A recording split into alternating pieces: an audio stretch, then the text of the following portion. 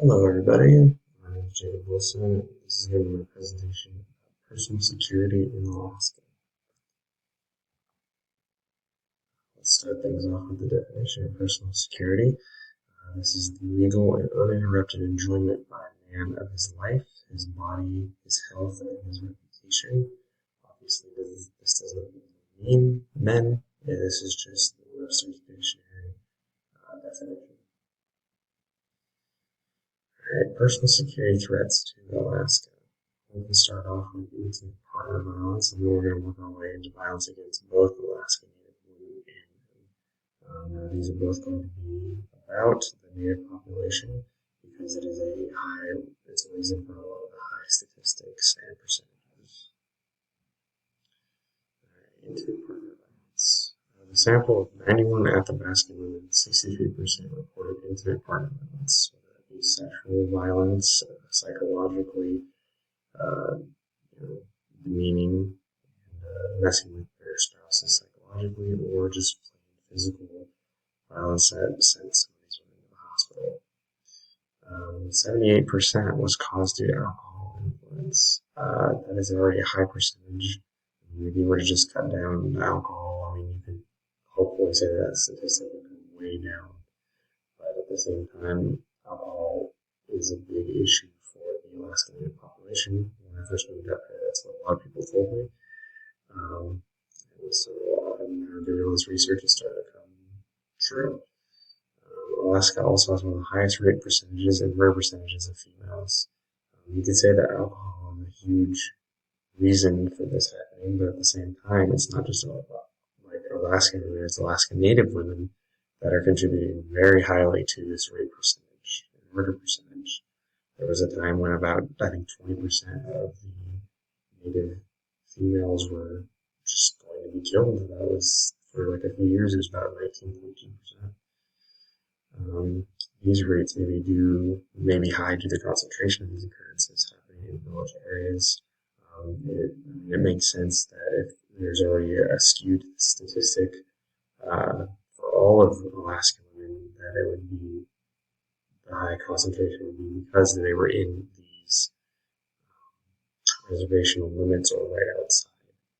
The villages make for a lot of vulnerabilities due to the tribal chiefs making laws and their not being able to legally prosecute anybody that's not Alaska Native. They have a lot of issues with that as well. The violence against Alaska Native women and men. So more than half of Native men and women live in or have lived in reservation boundaries, and that just makes sense because this is their cultural identity, and this is who they are. You live with your family, and it would make sense. Most of the violence in the studies is rooted inside the reservation land or just off of it. I mentioned it before. It seems that a lot of these areas, when you put it on a map, is right next to or right on top of the reservation lands. That is a lot of Alaska. So,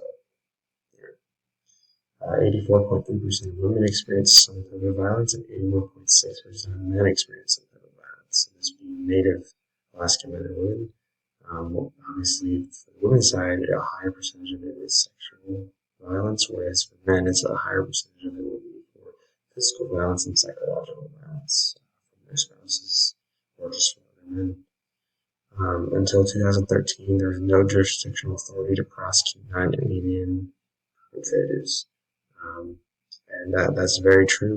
There was no way for them to prosecute any non-native man who came into the reservation land and did some kind of violence against the community. I think it was like 35% of the violences were committed by non-native men, and they couldn't prosecute them until 2013, when the Violence Against Women Reauthorization Act allowed for sexual violence to be looked at by legal standards, and that helped the statistic a little bit. Drinking to deal with cultural identity as well as some behavioral and lifestyle problems.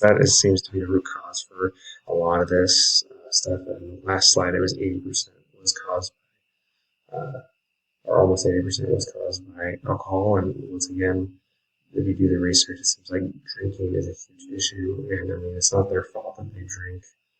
Um, Most people haven't something that they're trying to run away from. It seems like the huge cultural shift from what they used to be to what they are now is a huge cultural identity crisis, as well as they may have some behavioral and lifestyle problems that just stack up against them, and so they drink to cope with that, which then leads them to commit violence against their own, and not even just their own people, right outside their homes.